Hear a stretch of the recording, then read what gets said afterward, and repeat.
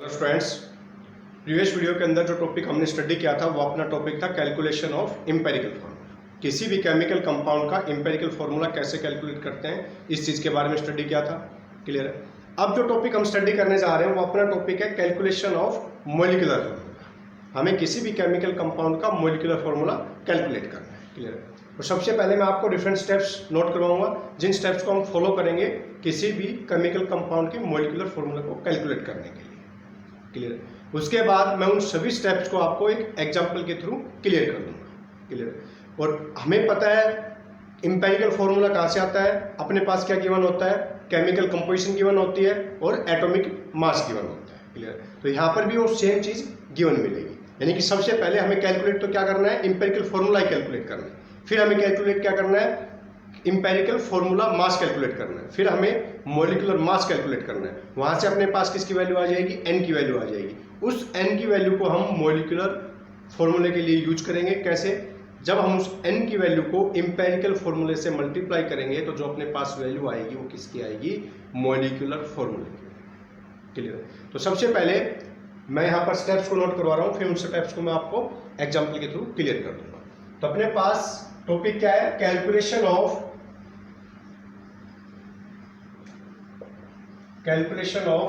Molecular formula.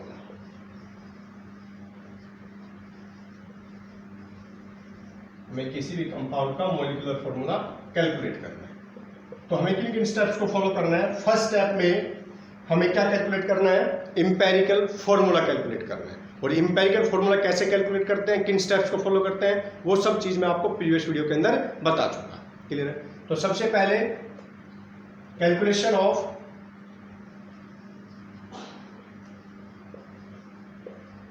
Empirical formula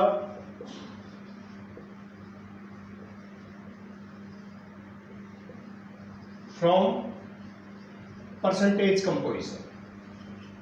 अपने पास percentage composition given मिलेगी। Clear है। तो यहां से अपने पास एम्पिरिकल फार्मूला आ गया। अब हमें क्या कैलकुलेट करना है, calculation of empirical formula mass. Empirical formula मास।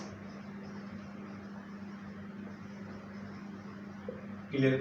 उसके बाद हमें कैलकुलेट करना है calculation of molecular mass.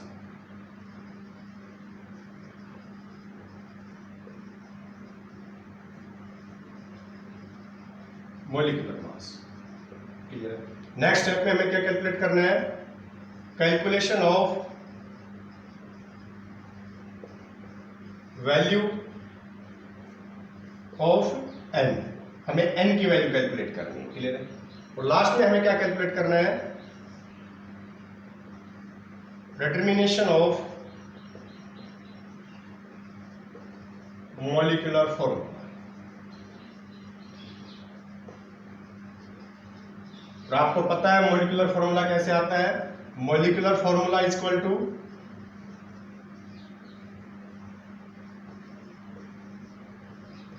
n into empirical formula.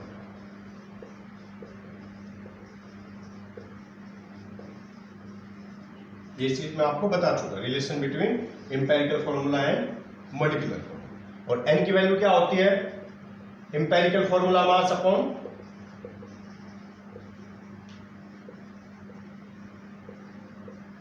Mass upon molecular mass. Clear.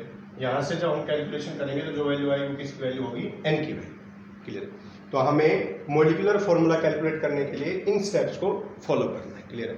इन सभी स्टेप्स को अब मैं आपको एक एग्जांपल के थ्रू क्लियर करता हूं। क्लियर। तो एग्जांपल देखते हैं।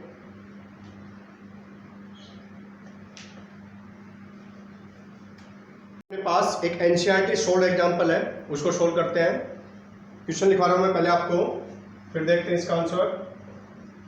क्वेश्चन अपने पास एक कंपाउंड contains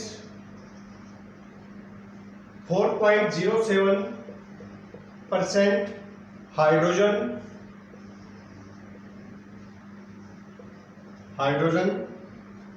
24 0.27% किसका है, कार्बन का, कार्बन, एंड 71.65% क्लोरीन। ये अपने पास परसेंटेज कंपोजिशन गिवन है। इट्स मोलर मास, इसका मोलर मास गिवन है इस कंपाउंड का, जिसका हमें मॉलिक्यूलर फॉर्मूला कैलकुलेट करना है। Its molar mass is 98.96 gram. What are its empirical and molecular formula?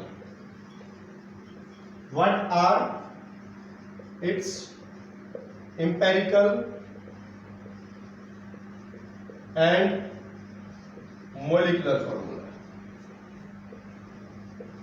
हमें इसका इंपेरिकल और मॉलिक्यूलर फॉर्मूला कैलकुलेट करना है। तो सबसे पहले क्या कैलकुलेट करेंगे, empirical formula. Empirical formula calculate करेंगे तभी अपने पास क्या आएगा, मॉलिक्यूलर फॉर्मूला। तो इंपेरिकल फॉर्मूला कैसे कैलकुलेट करते हैं, उन स्टेप्स के बारे में आपको बता चुका है, क्लियर है। तो सबसे पहले क्या लिखना है, एलिमेंट,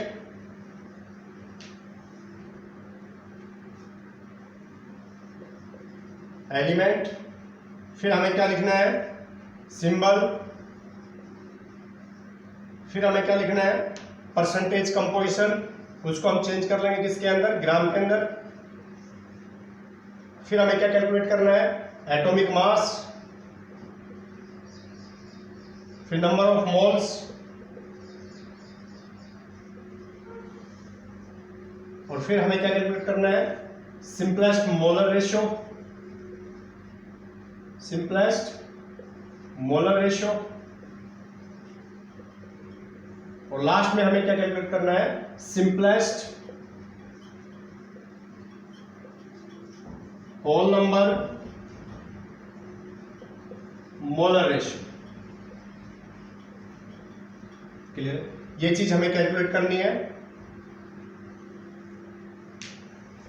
क्लियर है।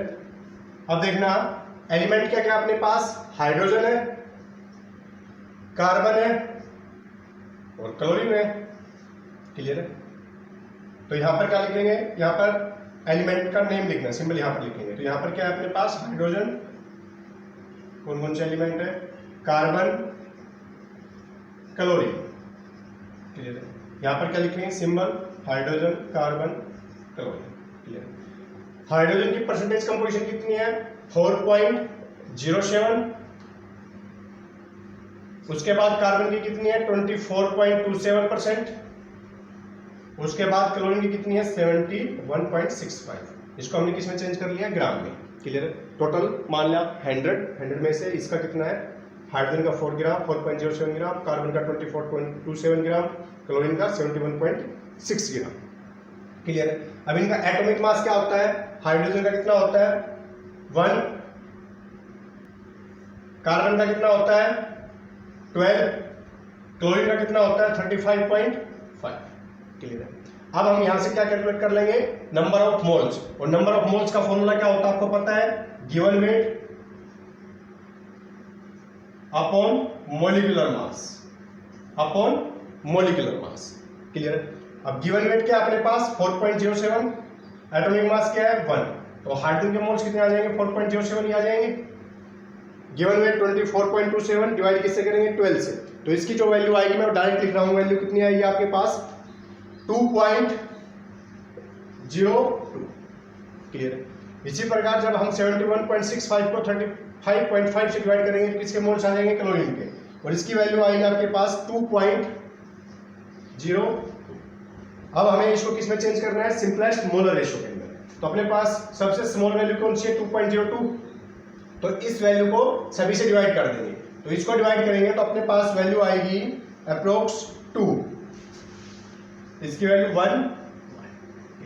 तो ये अपने पास क्या है, सिंपलेस्ट रेशियो है, और यही क्या है, सिंपलेस्ट, यानी कि फ्रैक्शन में नहीं है, सिंपलेस्ट होल नंबर में भी है। तो ये एज इट इज हो जाएगा, सिंपलेस्ट होल नंबर रेशियो 2, 1, क्योंकि यहाँ पर कोई भी वैल्यू फ्रैक्शन में नहीं है, ये किस में है, पहले ही किस में कैलकुलेट आई है अपने पास, सिंपलेस्ट होल नंबर के अंदर। तो इसको हमें किसी से मल्टीप्लाई करने की जरूरत नहीं है, क्योंकि ये फ्रैक्शन में नहीं है, क्लियर। तो यहां से अपने पास simplest whole number molar ratio आ गया, अब यहां से क्या कैलकुलेट कर लेंगे हम, इंपेरिकल फॉर्मूला। तो इंपेरिकल फॉर्मूला क्या हो जाएगा, इंपेरिकल फॉर्मूला क्या हो जाएगा, हाइड्रोजन 2, क्लियर है, कार्बन 1 और क्लोरीन 1। ये अपने पास, इसको मैं इस प्रकार में लिख सकता हूं CH2Cl, क्लियर है। तो ये अपने पास इंपेरिकल फॉर्मूला आ गया गिवन कंपाउंड का, जिसकी अपने पास परसेंटेज कंपोजिशन प्रेजेंट है, क्लियर है। अब हमें क्या कैलकुलेट करना है, मैंने स्टेप लिखवाया था, इंपेरिकल फॉर्मूला कैलकुलेट करने के बाद हमें इंपेरिकल फॉर्मूला मास कैलकुलेट करना है। तो यहां से क्या कैलकुलेट करेंगे, इंपेरिकल फॉर्मूला मास। तो कार्बन 12, हाइड्रोजन 2, क्लोरीन 35.5, क्लियर है। इसकी वैल्यू कितनी आ जाएगी अपने पास, 14, 35.5, 594, 49.5। ये अपने पास आ गया इंपेरिकल फॉर्मूला मास। अब अपने पास गिवन है मोलर मास कितना है, मोलर मास अपने पास गिवन कितना है भाई, 98.96, क्लियर है। इसके बाद हमें क्या कैलकुलेट करना है, एन की वैल्यू कैलकुलेट करनी है। एन की वैल्यू क्या होती है, molecular mass upon empirical formula mass. Molecular mass कितना है, 98.96, क्लियर है। और अपने पास इंपेरिकल फॉर्मूला मास कितना है, 49.5। जब आप यहां से कैलकुलेट करोगे तो अप्रोक्स वैल्यू जो आएगी वो आएगी 2, क्लियर है। और इसको हम किससे मल्टीप्लाई कर देंगे, अब हमें कैलकुलेट करना है क्या, मॉलिक्यूलर फॉर्मूला। और मॉलिक्यूलर फॉर्मूला और इंपेरिकल फॉर्मूला के बीच में क्या रिलेशन होता है मैं आपको बता चुका। इसको किससे मल्टीप्लाई कर देंगे, n into empirical formula. n की वैल्यू अपने पास आ चुकी, क्या है 2। इसको किससे मल्टीप्लाई कर देंगे, इंपेरिकल फॉर्मूला CH2Cl।